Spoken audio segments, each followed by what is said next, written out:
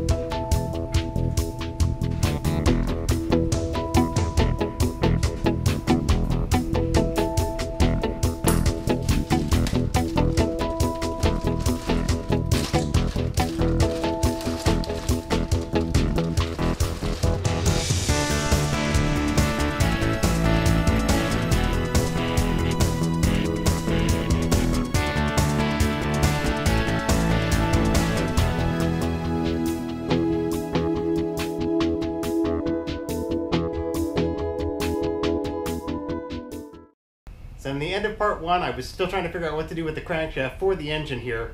Since that video, I have gone ahead and taken the old crankshaft in and exchanged it for the rebuilt unit here. I never did get the coupler off the end. I just went ahead and took that old crankshaft and exchanged that as a core with the coupler still on it, since it was all banged up. And I'm just going to get a new coupler to stick on the end of the new rebuilt crankshaft here. So also, since the last time, I went ahead and painted up the case and the cylinders, and I've partially reassembled a lot of that. I've got the exhaust manifold back onto the cylinders here. I've got the head partially reassembled, although that's not bolted down yet. And then here for the lower half of the case, I went ahead and refurbished the starter, stripped that out, cleaned it, repainted it, and I've married the two halves of the case back together here with the new crankshaft installed. So I've definitely made some progress here, getting closer to the end. The next thing I need to do is go ahead and install the new cylinders onto the new crankshaft, and then I can go ahead and marry the lower half of the case together with the cylinders, and at that point I'm going to have a mostly reassembled engine, and then it's going to be on to the carburetors.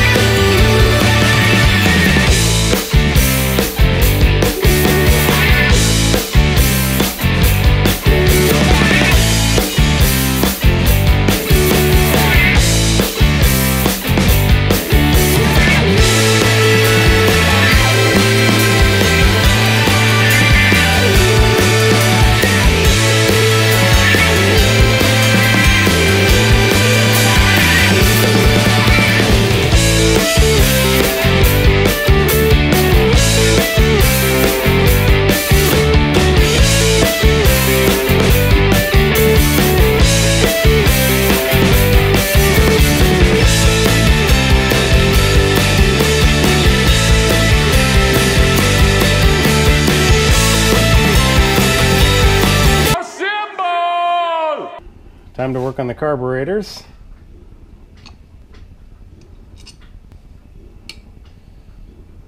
So you can see here I've already removed the choke plate and the shaft from two of the carburetors still have the shaft in one of them here, so need to go ahead and get that one out of there. And then on all three of them, I need to go back in and fill in where the choke shaft used to be with some JB Weld.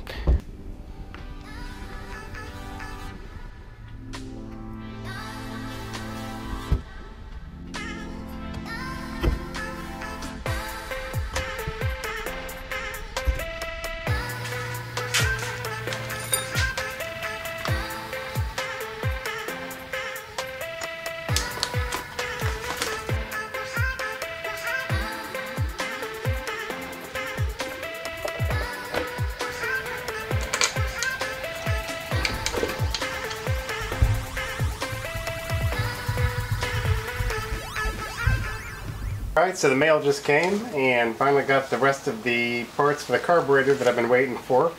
Got new jets and new needles and seats for all three carburetors. Went ahead and changed from the 1.2 size needle and seat that was in there as the factory to 1.5, and I also upgraded the jet sizes, so low speeds had 75 size jets in each one, and gonna go ahead and throw 80s into each one, and then also upgrading the high-speed jet on the outsides. They were all staggered. 95 was in the middle and 107 was on the right side here, so I'm gonna put 115s in the high speed on the outside carbs for cylinder 1 and 3, and then I'm gonna move the 107 jet to the center carb there and replace the 95 that was in there. So, going to drop the jets and the needles and seats in there, and then I can go ahead and put the rest of it back together with the new carburetor rebuild kits. Okay, carbs are all rebuilt and back together. Wah, wah.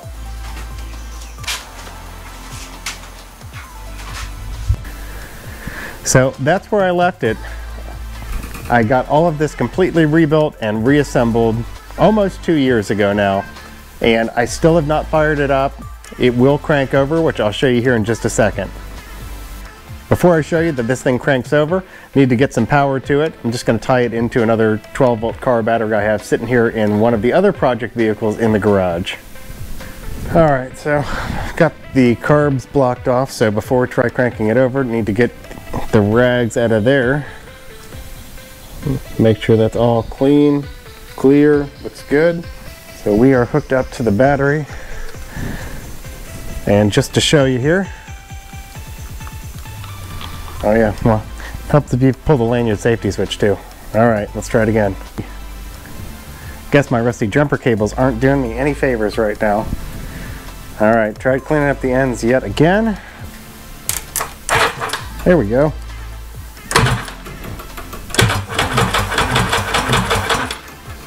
So, cranks over. So there you have it. Clearly it's not going to fire because I don't have any fuel in here, but it is making spark. It cranks over and compression appears to be good. So the next step for this should be getting the hull prepped, getting the jet pump switched over, and then dropping this engine finally into the 700s hull.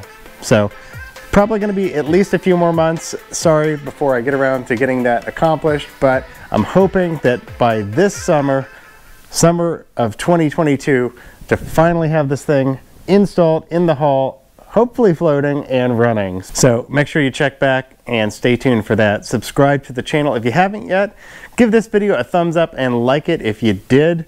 Leave me a comment down below if you've got something to add or if you're working on a similar project, and I will see you next time. One more.